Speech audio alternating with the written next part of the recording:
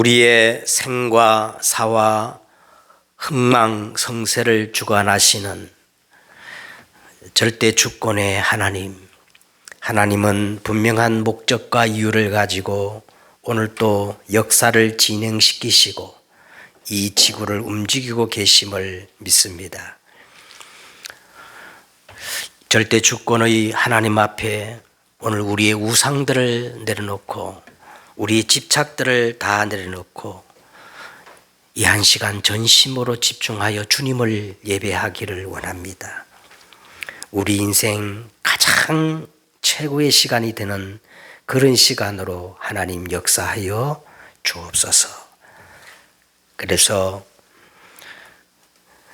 하나님의 나라가 실현되어지는 우리 신앙의 가장 궁극의 이유와 목적, 하나님 나라를 누리는 축복의 시간으로 하나님이 역사하여 주옵소서. 간절히 기도할 것은 의인 10사람이 있으면 결단코 소돔과 고모라를 멸망치 않으시겠다고 약속하신 주님, 우리 조국 대한민국은 하나님의 절대 은혜로 세워진 나라요, 중요한 하나님의 계획이 있는 나라인 줄 믿습니다. 하나님, 이 나라, 이 민족 속에 하나님의 나라가 실현되어지게 하셔서 마지막 때 세계 열방을 향하여 이 민족에게 맡겨주신 제사장적 사명을 감당할 수 있는 나라가 될 수 있도록 하나님께서 이 민족을 축복하여 주시기를 기도합니다. 사단은 그것을 알고 사력을 다하여 정사와 권세와 이 세상 어두움과 하늘의 악한 영을 동원하여서 끊임없이 이 민족을 분열시키고 갈등하게 만들고 이간질시키고 있사오니 하나님, 이 나라 민족이 복음으로 하나 되는 하나님의 나라가 회복되는 그 날이 다가올 수 있도록 주님 역사해 주시옵소서. 감사를 드리며 주 예수 그리스도의 이름으로 기도드렸사옵나이다. 아멘. 아멘. 봉독했던 사도행전 19장 8절에서 20절의 말씀을 가지고 주의 말씀이 힘을 얻어 흥왕하여 세력을 얻으니라, 이런 제목으로 하나님의 말씀을 나누기를 원합니다. 요 하나님이 하나님의 형상과 모양대로 우리 인간을 영적 존재로 창조하시고 우리 인간에게 복을 주시면서 생육, 번성, 충만, 정복, 땅의 모든 것을 다스리는 그런 축복된 존재로 창조하셨습니다. 그리고 신라곤 에덴 동산의 모든 나무의 실과를 자유롭게 먹되 한 가지를 먹지 말라고 말씀하셨습니다. 선악을 알게 하는 나무의 열매는 먹지 말라. 내가 먹는 날에는 반드시 죽으리라.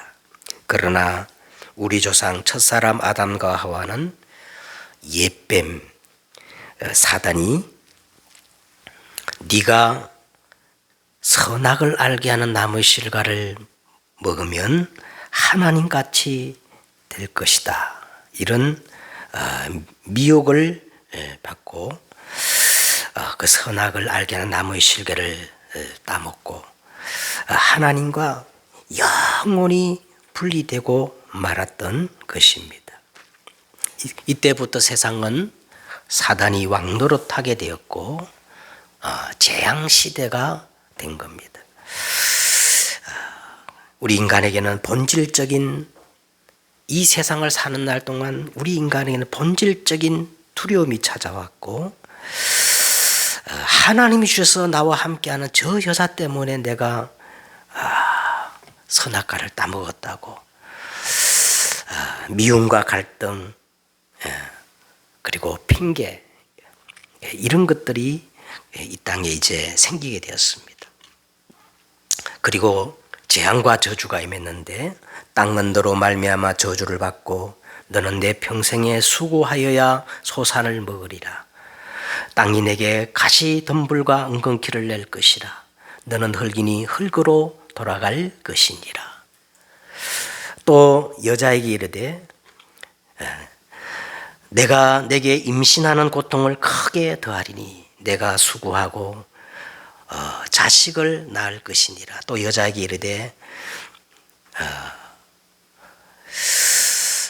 너는 남편을 원하고 남편은 너를 다스릴 것이니라. 이 사는 날 동안 끊임없는 재앙과 저주 속에서 살 수밖에 없는 그런 존재가 되어버린 겁니다. 그리고 이 세상에는 끊임없이 질병이 생기게 된 겁니다. 앞으로 과학이 아무리 발전하고 의사가 많은 어떤 의학적 지식을 갖고 있더라도 한 가지는 절대 해결할 수 없을 겁니다. 바로 정신 문제와 영적 문제는 아무리 인간의 의학이 발전되어져도 해결할 수가 없습니다. 그리고 이 땅은 재앙시대, 질병시대, 흑암 문화시대가 된 거예요. 계시록에 보니까 이 흑암을 주관하는 세력을 이렇게 표현합니다. 큰 붉은 용, 옛뱀, 마귀라고도 하고 사단이라고도 하고 온 천하를 깨는 자, 그 사자들, 악령과 귀신들, 그리고 밤낮 참수하는 이 흑암의 세력이 정사와 권세와 이 세상 모든 어둠, 문화를 주관하고 하늘의 악한 영, 종교를 사로잡고 인간을 끊임없이 미혹하고 파멸시키는 그런 일이 일어날 것을 성경은 이렇게 말씀하고 있습니다. 그래서 이 세상은 언제나 그랬듯이 치열한 영적 전쟁터예요. 여러분, 우리 기독교인들은 이 세상을 바라볼 때 어떤 세계관을 가져야 되느냐 하면 악령과 성령의 싸움입니다. 흑암과 빛의 싸움인 거예요. 언약의 백성 아벨의 후손과 저 에덴의 동쪽을 끊임없이 에덴 동쪽을 추구하면서 가는 가인의 후손과의 싸움이라고 할 수 있겠습니다. 언약의 백성 아벨과 그 셈의 후손들은 아무것도 한 것이 없는 것처럼 보이고 아무 힘이 없고 가인의 그 세력들에 의해서 살해를 당하고 너무나 무기력하게 보이지만 그러나 분명한 것은 어둠이 절대 빛을 이긴 적이 없어요. 사람의 딸들이 하나님의 아들들을 이긴 적이 없는 겁니다. 그냥 이 아벨의 자손들은 그저 낳고 죽고 그거 한 것밖에 성경에 기록된 게 없어요.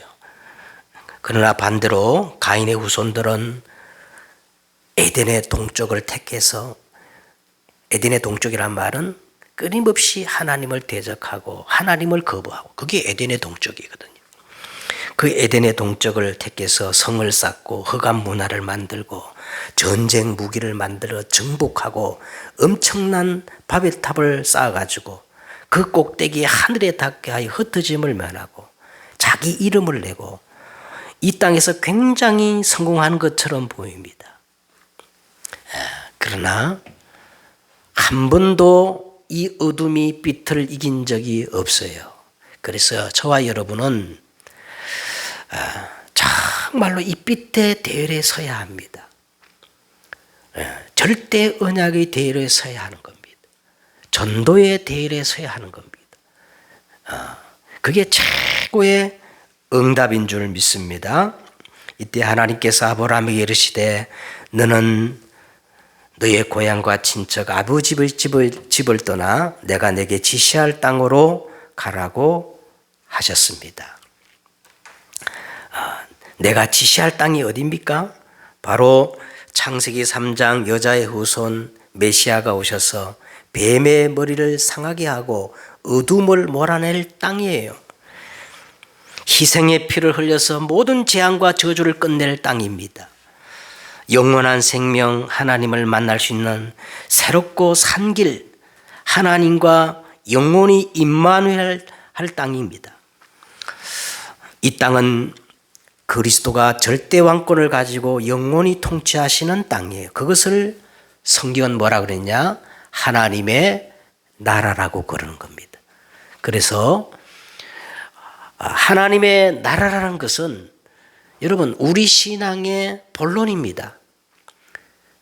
하나님의 나라는 신앙의 본론이요, 우리 신앙의 궁극적 목적이 뭐냐? 그게 하나님의 나라예요. 그래서 우리가 정말 그리스도의 비밀을 깨닫고 구원받은 하나님의 자녀라면 이제는 그 다음 단계, 바로 하나님의 나라를 우리가 소망해야 돼요. 하나님의 나라는 바로 우리에게 주신 미션이요, 사명인 겁니다.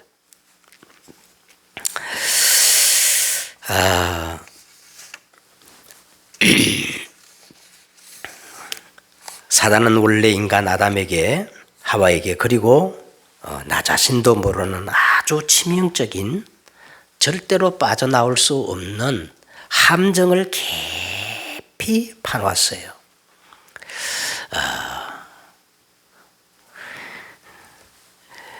그 첫 번째 함정이 바로 창세기 3장 1절에서 7절입니다. 너희가 결코 죽지 아니하리라. 너희가 선악을 알게 하는 나무의 열매를 먹는 날에는 너희 눈이 밝아져 하나님같이 될 것이다. 하나님은 존재하지 않는다. 하나님을 믿지 말고 내 스스로 하나님이 되라는 거예요.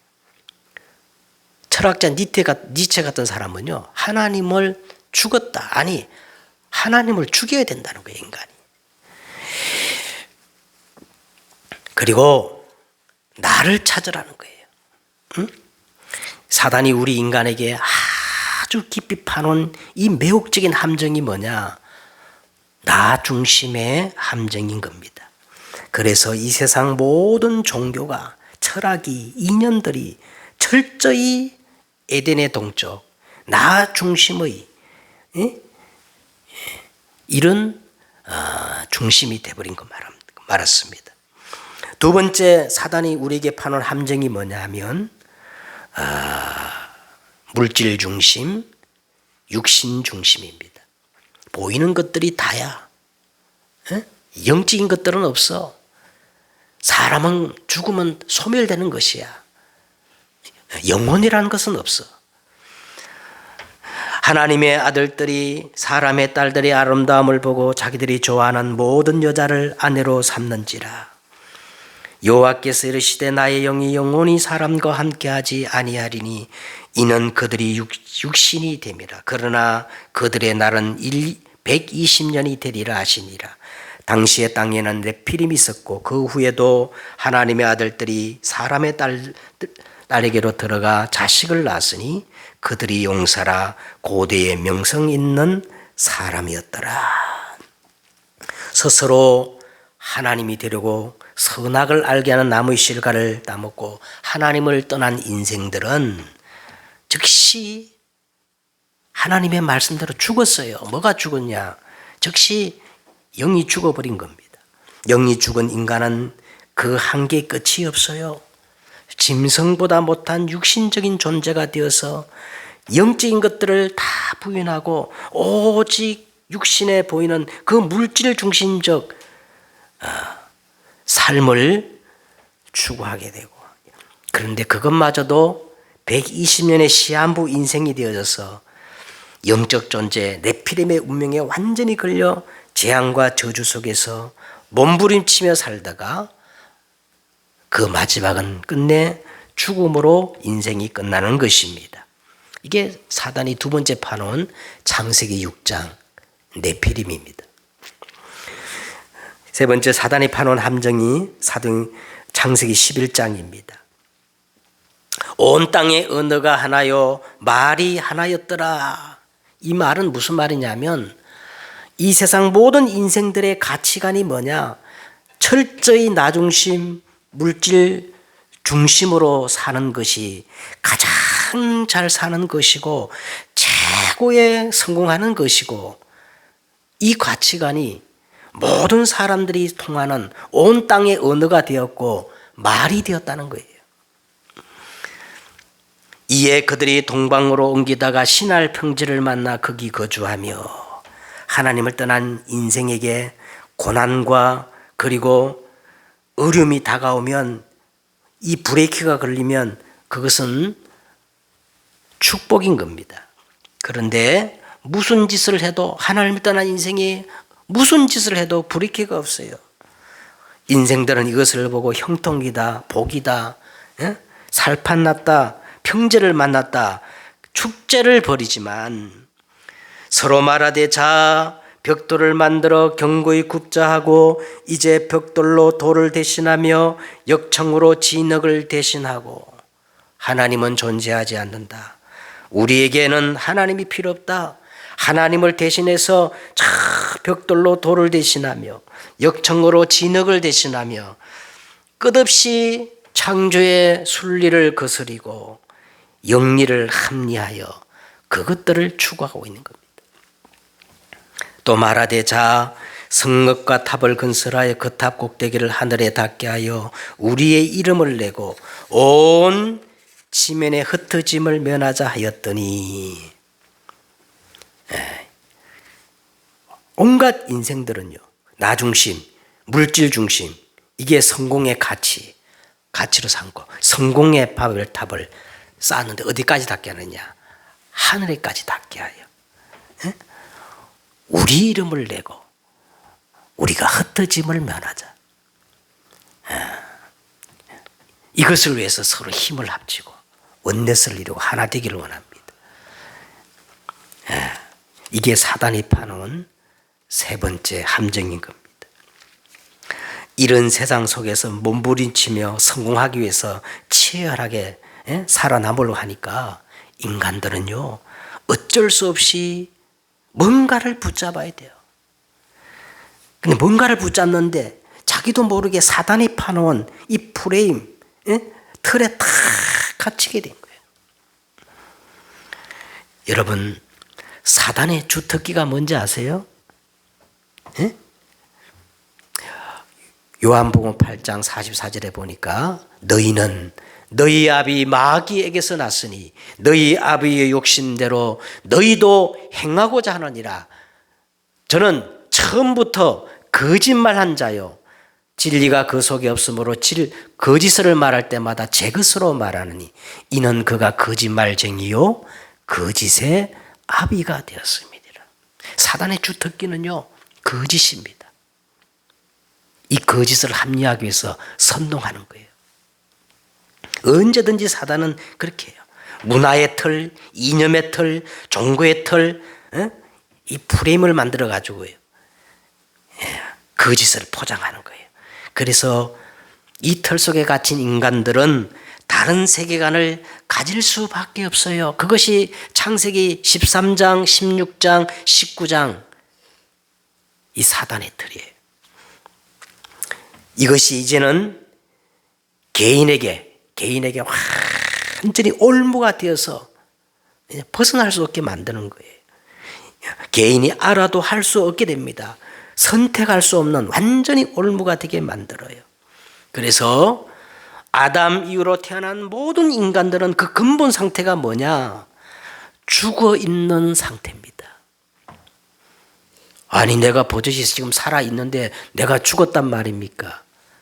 어리석은 사람은 그 마음에 이르기를 하나님이 없다 하도다. 죽어 있는 겁니다. 영이 죽어 있는 거예요. 그 영적 상태는 나는 자유인이다. 나는 아무것에도 매이지 않는다. 나는 무신론자다. 아무리 큰 소리 쳐도 성경 분명히 말하기를 영적 상태는 지금 사단의 운명에 매서 종노릇하고 있다고 말씀하고 있습니다. 증거 있습니까? 증거 있어요. 그 정신 상태는요, 아무리 아니라 해도 가면 갈수록 인생에 수고하고 무거운 버거운 짐을 질 수밖에 없고 그 짐을 이제 짐 때문에 눌리게 되고 시달리게 되고 어느 순간에 완전히 사로잡혔어요. 육신 상태는요, 어느 순간에 이제는요, 불가항력적인 재앙과 저주 앞에 이제는 아무 힘이 없어지는 거예요. 더 큰 문제는 미래 상태입니다. 인생의 마지막 문제는 죽음의 문제예요. 나는 아무리 아무 문제 없다고 큰 소리 쳐도 객기입니다. 객기. 한 번 죽는 것은 사람에게 정하신 것이요 그 후에는 심판이 있으리니. 시편 139편 1절에서 9절에 보니까 우리의 생사하복을 하나님이 주관하시는 거예요. 우리 인생의 주인은 따로 있습니다. 내가 인생의 주인이 아니에요. 하나님이 오늘이라도 우리 생명을 거둬가시면 우리는 모든 것을 내놓고 당장 가야 하는 거예요. 시편 104편 29절에 보니까 하나님이 우리의 호흡을 거두시면 우리는 죽어 먼지로 돌아갈 뿐입니다.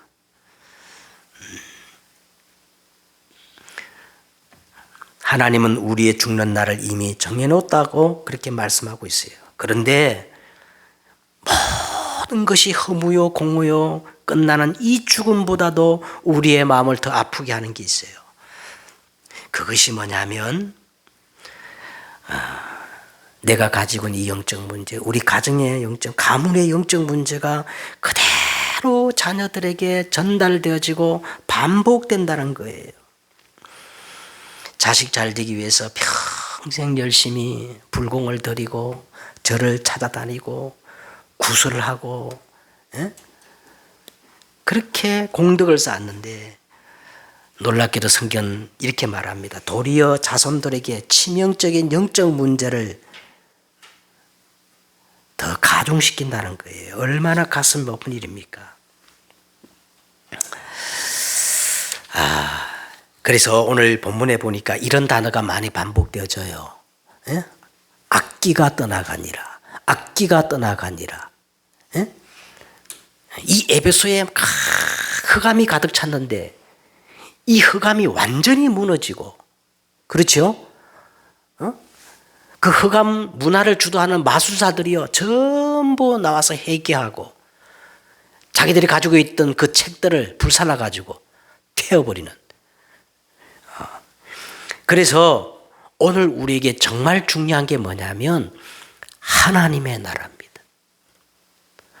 오늘 우리가 예수 그리스도를 주로 고백하고 영접하는 순간 운명에서 해방되고 구원을 받지만, 귀신이 떠나가지만, 사단이 이 세상에서 견고히 구축해 놓은 이 여리고성 흑암의 배경들은요 하나님의 나라가 실현돼야 무너진다는 거예요. 얼마나 중요한 거예요. 내 개인 문제가 아니라 우리 가정의 배경, 우리 가문의 배경, 이 민족의 배경, 이것은 다른 방법으로 해결이 안 돼요. 하나님의 나라가 임해야 되는 것입니다. 그래서 부활하신 예수님이 제자들을 전부 감람산에 모아놓고 40일 동안 집중해서 어떻게 해요? 이 하나님의 나라에 대해서 말씀하신 거예요. 오늘 이 에베소의 이 대부흥의 역사는요, 오늘 보세요. 오늘 우리가 어떤 이 본문을 자세히 보시면 여러분 우리가 사도행전 처음 사도행전 1장 그 1장의 구조와 똑같게 나온 거예요. 사도행전 1장 1절 데오빌로여 내가 먼저 쓴 글에는 하면서 그리스도를 얘기하잖아요. 그리고 1장 3절 하나님의 나라 이렇게 되니까 사도행전 1장 8절 성령이 강하게 역사하는 거예요. 오늘 이 바울이 그대로 사도행전 1장 그 역사를 에베소에 재현시킨 겁니다. 그러니까 바울 선교 사역에 있어서 가장 큰 에베소 대부흥이 일어난 겁니다. 자, 부활하신 예수님도 그랬고 오늘 바울도 그랬는데 9절에 보세요. 오늘 바울이 에베소에 들어가서 그리스도를 정확히 설명하고, 그런데 9절에 보니까 어떤 사람들은 마음이 굳어 순종하지 않고 무리 앞에서 이 도를 비방하거늘. 여러분, 이 그리스도 하나님의 나라, 이 복음이 미련하게 보이고 이 복음이 어리석게 보이는 사람은 절대 소망이 없는 사람이에요. 고린도전서 1장 18절에 보니까 십자가의 도가 누구에게 미련하게 보여요? 에? 십자가의 도가 누구에게 미련하게 보이지요? 멸망받을 자에게는 미련하게 보이지만 구원받은 우리에게는 뭐예요? 하나님의 능력이 됨이니라.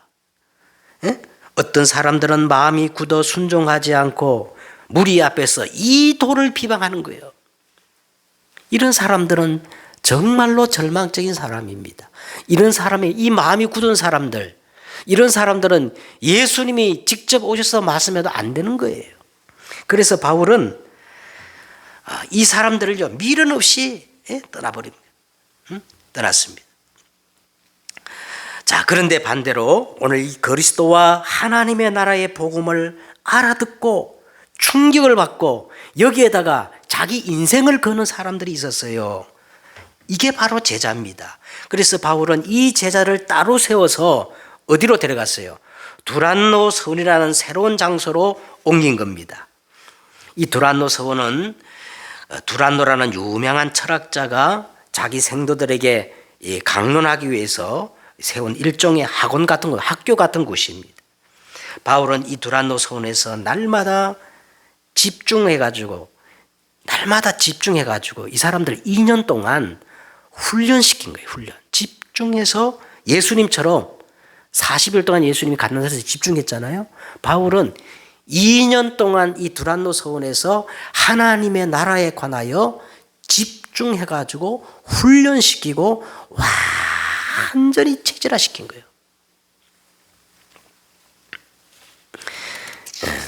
자, 그 결과는요, 놀라웠어요. 바울 선교 사역에 최고의 역사가 일어난 거예요. 자, 어떤 역사가 일어나? 10절에 보세요. 아시아에 사는 모든 사람이 주의 말씀을 들었더라 그랬어요.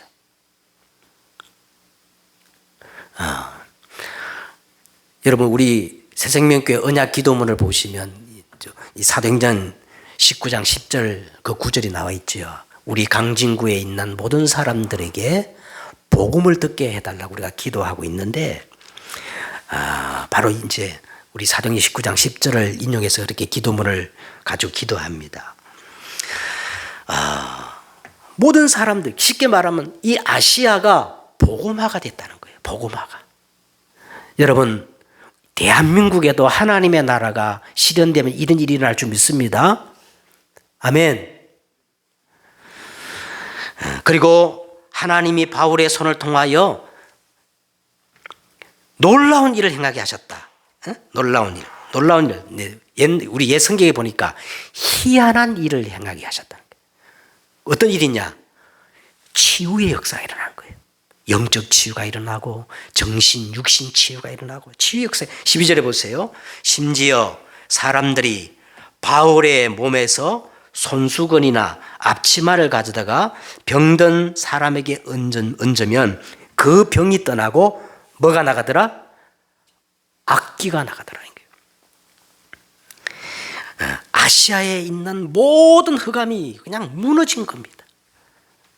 여러분, 우리가 참 복음이 회복되어지면요, 참 복음이 증거되면요, 반드시 치유의 역사가 일어나요.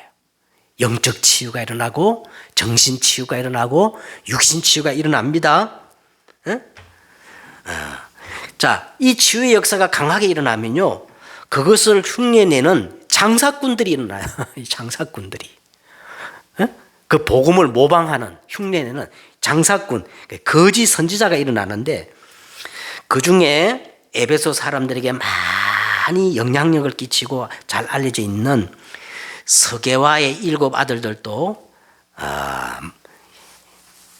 사람들을 이제 마술로 미혹하는 사람인데요. 쉽게 말하면 자기들의 동기를 충족하기 위해서 이 장사꾼이죠. 바울이 전하는 예수의 이름을 시험해 가지고 이용한 겁니다. 내가 바울이 전파하는 예수를 의지하여 너에게 말하노니 노라. 이때 악기가 대답하여 이르되 내가 예수도 알고 바울도 알거니와 너는 누구냐 하며 악기 들린 사람이 그들에게 뛰어올라 눌러 이기니 그들이 상하여 벗은 몸으로 그 집에서 도망하니라. 여러분, 귀신은 귀신같이 합니다. 내가 진짜 완전 복음인 줄 아닌 줄 사단이 먼저 알아요. 그죠? 내가 진짜 참복음 속에 있는가 사단이 먼저 안다니까요. 에?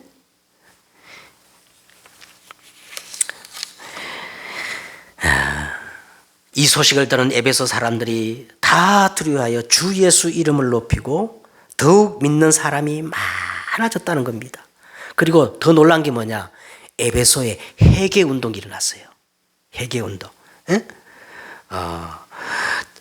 회개 운동이 일어나가지고 많은 사람들이 와서 누가 이렇게 지적하지도 않았는데 스스로 자기의 죄를 자복하고 모든 군중 앞에서 공개적으로 자기가 했던 일을 밝히고 또 마술을 행하던 많은 사람들이 그 책을 모아가지고 모든 사람 앞에서 불사르니 그 책값을 계산한 적 은 5만이나 되었더라. 제가 한번 계산해 보니까 한 50억이 되는 거예요. 50억. 이런 역사가 일어났습니다. 그러면서 여러분 오늘 20절을 꼭 붙잡으셔야 돼요. 20절. 이게 우리의 오늘 답입니다. 주의 말씀이 힘이 있어 흥왕하여 세력을 얻으니라. 여러분, 이렇게 하면 하나님의 나라가 실현됩니다. 자, 하나님의 나라를 실현시키는 방법이 뭐라고요? 주의 말씀이 뭐예요? 주의 말씀이 힘이 있어야 돼요. 다른 것이 힘이 있으면 안 되고, 주의 말씀이 힘이 있어 흥왕하여 세력을 얻게 되면 그 결과로 나타나는 것이 뭐다? 하나님의 나라다. 이것이 하나님의 나라, 이것이 바로 우리 신앙의 본질이요. 우리 신앙이 추구해야 할 궁극의 목적이요. 그렇죠? 오늘 우리가 이 땅에 왜 살아야 됩니까? 하나님의 나라를 위해서 사는 겁니다. 저와 여러분이 이 땅을 떠나는 날 어디로 가는 겁니까? 하나님 나라로 가는 겁니다. 그래서 성경에서 하나님, 그리스도 다음으로 가장 중요한 게 뭐예요? 하나님의 나라라는 겁니다. 여러분이 오늘 이 하나님의 나라를 정말 묵상하고 이 속으로 들어가야 돼요. 왜? 이것이 우리 신앙의 목적이기 때문에. 그러면 첫째로 구약 성경이 뭡니까? 구약 성경은 성취될 하나님의 나라의 언약인 거예요. 앞으로 성취될 하나님의 나라의 언약에 대해서 말씀하신 것이 구약 성경이에요. 구약의 핵심이 뭐냐면 새 절기입니다. 이스라엘 백성을 하나님께서 애굽에 430년 동안 노예로 만들었다가 이 광야를 통과하면서 새 절기를 설명한 거예요. 6월절이 뭐예요? 희생의 피, 6월절 어린 양 피 바르는 날 절대로 인간이 해결할 수 없었던 애굽과 바로와 그 노예의 저주에서 해방되는 거예요. 이게 구원입니다. 구원받은 이스라엘 백성들이 광야길 갈 때 다 죽을 것이라 했는데 낮에는 구름 기둥, 밤에는 불 기둥, 하나님은 만나와 메추라기를 보내셔서 50일 만에 보리를 거두기 열매를 맺게 하신 거예요. 이게 인도거든요. 그리고 수장절은 뭐냐? 이제 출애굽한 이스라엘 백성이 광야를 통과해서 가나안을 정복하고 가나안 땅에 하나님은 그리스도를 보내사 하나님 나라를 실현할 것을 보장하신 거예요. 이게 구약입니다. 그러면 신약이 뭐겠어요? 신약. 성경에는 구약, 신약이 있지요. 신약이 뭡니까? 이제는 수천 년 동안 예언된 그 하나님의 나라가 성취된 거예요. 누굴 통해서요? 그리스도를 통해서. 그래서 그리스도가 이 땅에 오셔서 회개하라, 천국이 가까웠다. 가장 첫 메시지가 하나님의 나라를 선포한 겁니다. 그리고 예수님께서 가르친 기도를 보면, 주기도문을 보면 그 속에 처음과 나중에 하나님 나라를 구하는 기도가 나와요. 그렇죠? 예수님께서 마태복음 13장에 보니까 천국의 비밀, 이 하나님의 나라를 설명하기 위해서 비유로 설명하신 거예요. 비유로. 그리스도가 내가 다 이뤘다 하신 거예요. 이 그리스도를 통해서 하나님의 나라가 성취된 겁니다. 그래서 저와 여러분이 이 그리스도 복음 하나를 제대로 이해하면 성경 전체를 다 이해한 거예요. 그리스도를 이해한 것은 모든 것을 이해한 것입니다. 그리스도를 소유한 것은 내가 모든 것을 소유한 것과 똑같습니다. 내가 그리스도 안에 있다는 것은요, 내가 일체의 비밀을 가진 것과 똑같은 거예요. 그러므로 그리스도가 내 인생의 모든 것이 되었다면요, 아무도 나를 이기지 못합니다. 절대로 사단이 우리를 공격할 수가 없어요. 자, 그래서 우리가 이 그리스도로 완전 답을 내고 오직 그리스도를 누리게 되면 반드시 그 다음에 오는 시간표가 하나님의 나라입니다. 내가 없어지고 그리스도가 주인 되어서 절대 왕권을 가지고 다스리는 모든 영역이 하나님의